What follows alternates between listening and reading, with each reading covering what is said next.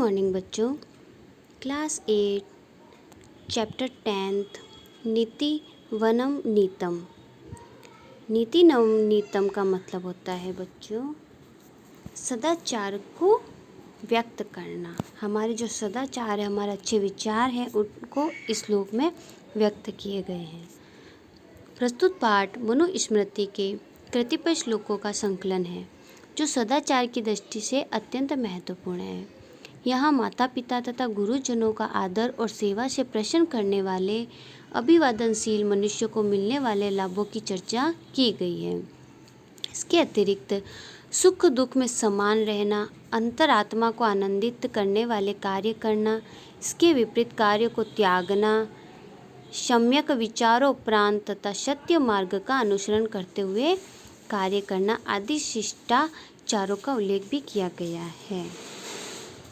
तो इन श्लोकों में हमें माता पिता के आदर, गुरुजनों का आदर के बारे में सीख दी गई है तथा हमारे आत्मा को किस तरीके से शांति मिल सके उसकी सीख दी गई है।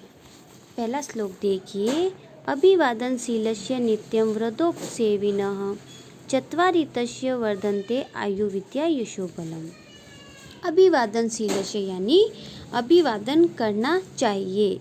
नित्यम वृद्धोपसेविनः हमारे वृद्ध, हमारे बड़े बुजुर्ग, हमारे माता पिता को नित्य सेवा करनी चाहिए, उनको प्रणाम करना चाहिए। चत्वारि तस्य वर्धन्ते उन व्यक्ति की चार चीज़ें कौन सी? विद्या, यश, आयु विद्या यशो बलम।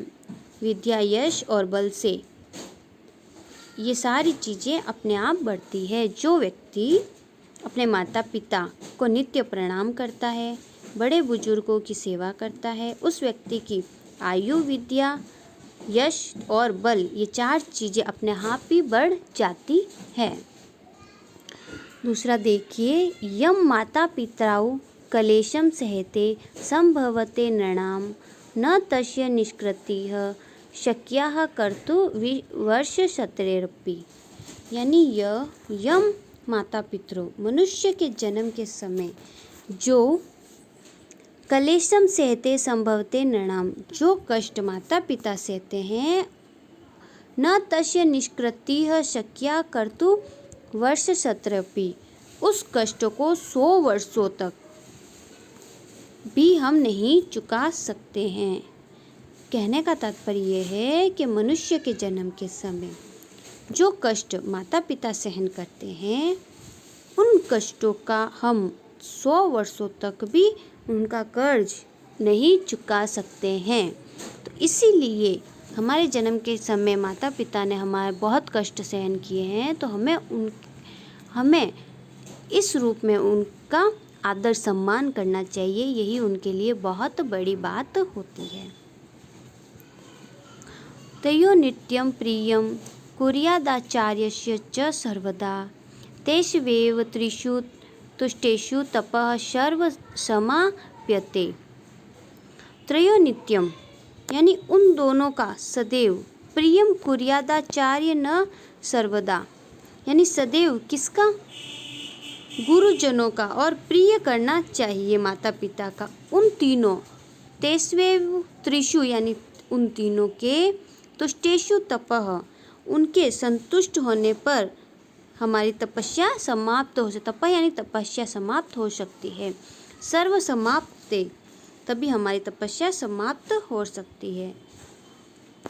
कवि कहता है कि उन दोनों कौन? माता तथा पिता तथा गुरुओं का सदैव प्रिय करना चाहिए, अच्छा बोलना चाहिए, अच्छा विचार करना चाहिए, उनकी सेवा करनी चाहिए, उनका आदर करना चाहिए। इन तीनों का, उन तीनों के संतुष्ट होने पर यानी अगर वो तीनों संतुष्ट होंगे तभी हमारी तपस्या समाप्त होगी। हमें जो हमारी तपस्या है उनका फल हमें तभी मिलेगा जब वो संतुष्ट होंगे, क्योंकि हमारे जन्म के समय उन्होंने बहुत कष्ट सहन किया है। हम उनका कर्ज 100 वर्षों तक भी नहीं चुका सकते हैं। चौथा देखिए।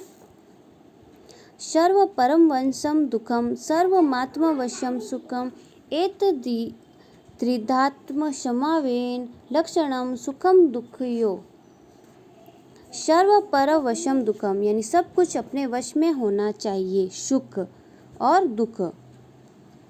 प्रत्यन्तेन कुर्वित विपरीतम तु वर्जयेत। और हमें संक्षिप्त में सुख और दुख का सही लक्षण जानना चाहिए। क्या कहता है कवि? सब कुछ अपने वश में होना चाहिए, चाहे वो सुख हो चाहे दुख हो, यानी हमें अपने वश में रखना चाहिए। सब कुछ दूसरों के वश में होना दुख है, दूसरों के वश में होगा तो हमारे लिए दुख का कारण हो सकता है। हमें संक्षिप्त में सुख और दुख का यही लक्षण जानना चाहिए कि सुख हमारे वश में है और दुख दूसरों के वश में हो सकता है, परंतु ये दोनों हमें हमारे वश में ही रखना चाहिए। 5वां देखिए, यत् कर्म कुर्वतो अस्य यस्यात् परितोषो अन्ते आत्मनः प्रत्ययत्नेन कुर्वित विपरीतम तु वर्जयते।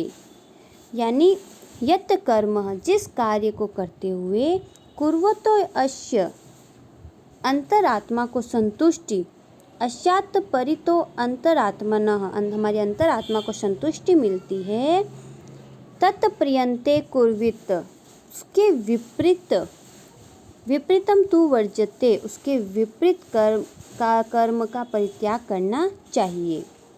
क्या कहता है कवि कि जिस कार्य को करते हुए अंतरात्मा को संतुष्टि मिलती है उसे प्रयत्न पूर्वक करना चाहिए। जो कार्य हमें हमारी आत्मा को संतुष्टि प्रदान करे उसे हमें प्रयत्न पूर्वक करना चाहिए, परंतु इसके विपरीत वह कार्य जो हमारी आत्मा को संतुष्टि प्रदान नहीं करता है उस कार्य को हमें त्याग देना चाहिए, वह कार्य नहीं करना चाहिए। 6 देखिए, दृष्टिपूर्वम नियसेत पादनम वस्त्रपूर्तं जलम पीबेत सत्यपूर्तां वदेद्राचर मनः पूतं समाचरेत। दृष्टिपूर्तम यानी दृष्टि द्वारा पवित्र, वस्त्रपूर्तम और वस्त्र द्वारा पवित्र जल पीना चाहिए, सत्यपूर्तम सत्य द्वारा पवित्र वेदवाचनम वाणी को बोलना चाहिए, पूतं समाचरेत तथा मन द्वारा पवित्र आचरण करना चाहिए। कवि क्या कहता है कि दृष्टि द्वारा पवित्र पैर रखना चाहिए, यानी ऐसी जगह पर पैर रखना चाहिए जहाँ जो पवित्र हो हमारी दृष्टि के समान। वस्त्र द्वारा पवित्र यानी वस्त्रों के द्वारा पवित्र ही जल पीना चाहिए।